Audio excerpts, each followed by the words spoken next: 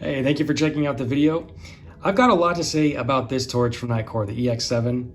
There is a lot to say about it. It's unique in a couple of very special ways. This falls into the scary bright category for me. I would not let my young children come anywhere close to this thing and keep it well out of reach. This thing can hit 6,000 lumens according to Nitecore. It's like insane. I think these LEDs are responsible. These are developed from Night Labs exclusively for Nitecore. And these things are crazy. There's actually 5 different panels to emit light on each emitter here. So you really have 20 sources of light in this orange peel reflector. Not only does that allow for the crazy lumen output, but you can also choose between 3 different beam profiles when using this torch. So if you want a more pinpointed searchy spotlight beam, you can do that. More floody oriented beam, you can do that. And then there's also a hybrid beam that's a mix of both.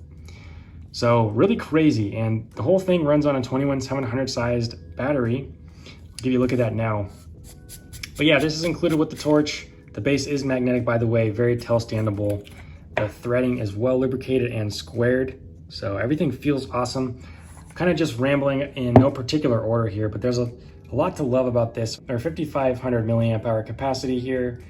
And, to my knowledge, this is just you can swap in any 21700 battery you may have to use in this flashlight.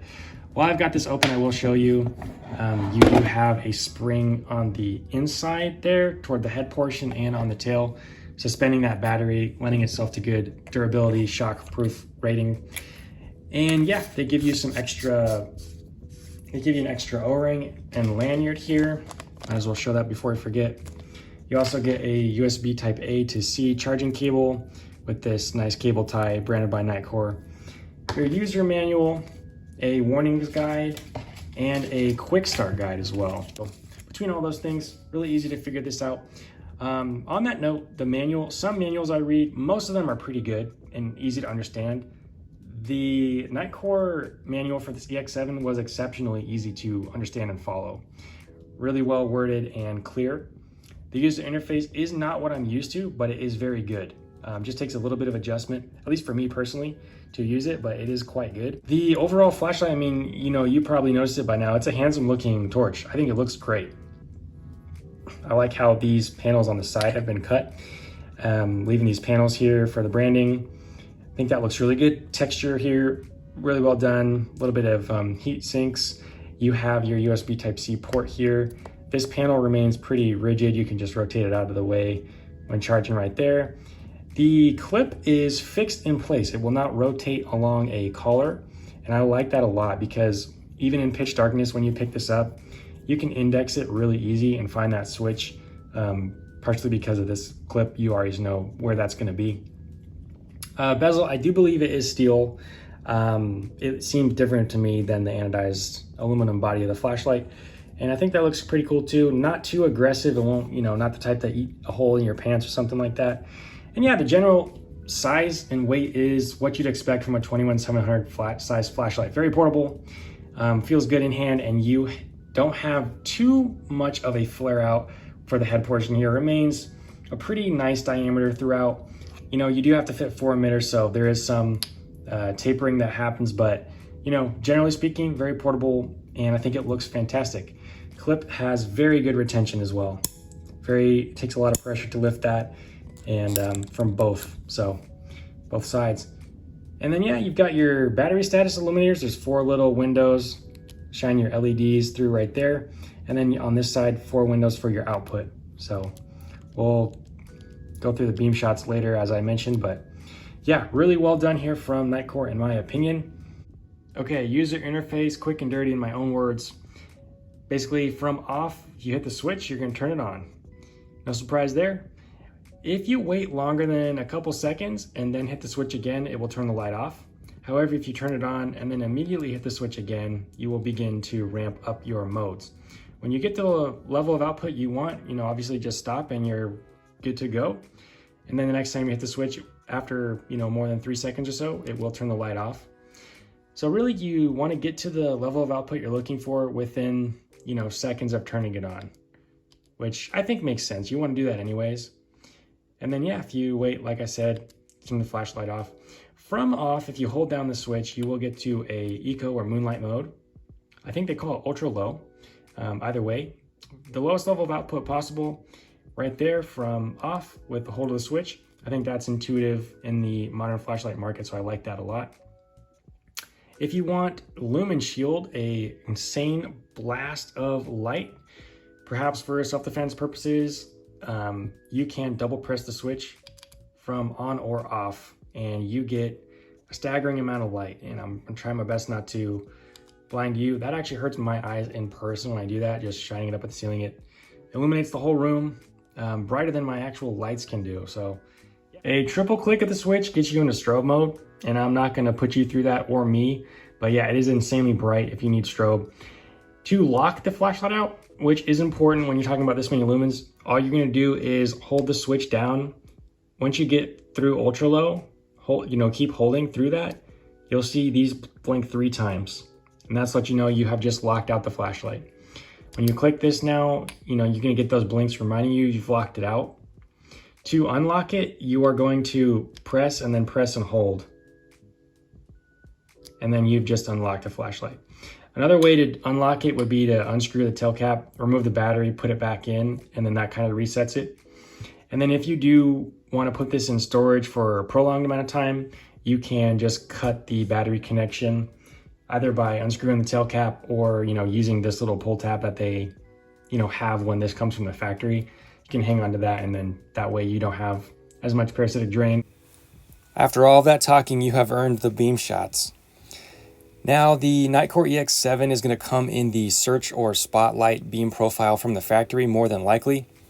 And if you ever want to switch it to the hybrid beam or the more floody oriented beam, all you do is just hold the switch down when the flashlight's on, and it'll cycle between those different beam profiles, so you can choose whatever you would like.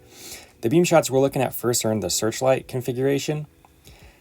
Now, I usually only come to this location for beam shots for throwers. Flashlights capable of throwing a lot of light out, unless they're like super bright flooders. But I don't really think of the EX7 necessarily as a thrower. It's not set up to be a thrower in many ways with that orange peel reflector, 4 emitters. If it were optimized for throw, it would have one single small emitter and a smooth reflector. But I did choose to come here because this thing has amazing throw. It is capable of it. 500 meters max according to Nitecore, and it's impressive just how much light you can get down range if you want with this. I think this design is super cool. Those custom LEDs from Night Labs allow you to adjust your beam profile. That is something I have never seen in another company's torch, and I think it adds a lot of value here because you're going to get a lot of use, various types of use from this one flashlight. So that's pretty neat, something I haven't seen elsewhere on the market. The switch is metal. I think I forgot to mention that earlier. It's got some texture on it. It feels really nice. A bit of a concave into the switch too. So all in all, it just feels really good to use. Plenty of runtime thanks to the 21700 battery. Your low lumen figure, I guess I should start with moonlight or ultra low. You get 1 lumen there. And if you want low mode, that's going to be 30 lumens regardless of what beam profile you're using. Medium is 180 lumens regardless of what beam profile you're using. High is 600 lumens regardless of beam profile. And turbo is 1500 as well. So that's the same across the board. Things get a little bit different when you're in the floodlight configuration. Basically, lumen shield, which is a blast of light from all panels, that's that headline 6,000 lumen figure. If you hold the switch down when in lumen shield, you will get to what they call search, and that is 3,000 lumens, and that's dedicated all into that throw or search beam profile, so you're able to get a ton of light down range. But yeah, I'm all in all very impressed with the EX7. Got to be one of my favorites I've reviewed from Nitecore thus far. I think this is the 4th light from them that we've been able to check out on this channel, and it's definitely up there in the top spot as far as I'm concerned. So yeah, compared to other similar torches on the market, I think this stands out. Those custom LEDs really do offer a lot of cool options. and brightness, let's not forget. In closing, I just want to thank you very much for checking out the video. I always appreciate the support. We are a third of the way to 10,000 subscribers, so all of you that have already subscribed, I want to thank you so much for getting us this far. Thank you for all the likes, the shares, I see all that stuff, and the comments. Those are my favorite. Ultimately, I'm just one person. This is one opinion on flashlights in all my videos. It's very valuable to me to hear from you all, because when I am doing my own looking into products, the comment section is very valuable to me to hear people who actually have experience with it share their thoughts as well. So if you have experience with this flashlight, put your thoughts in the comments for us below if you don't mind. And then if you don't, and you just notice something that you like or don't like, feel free to chime in as well. Ultimately, comments help companies improve future designs. I'm convinced that a lot of them, the best companies, do take all that feedback to heart and change their designs. And yeah, shameless plug, if you do want to support this channel even more and like what you see with this product or any others, using the links in the description will help me get a little bit of kickback as well, and that goes a long way. So thank you for all that support as well. But with that said, I want to thank you very much once again for watching. Hope to see you in the next video. Take care, God bless, and have a nice day. Bye.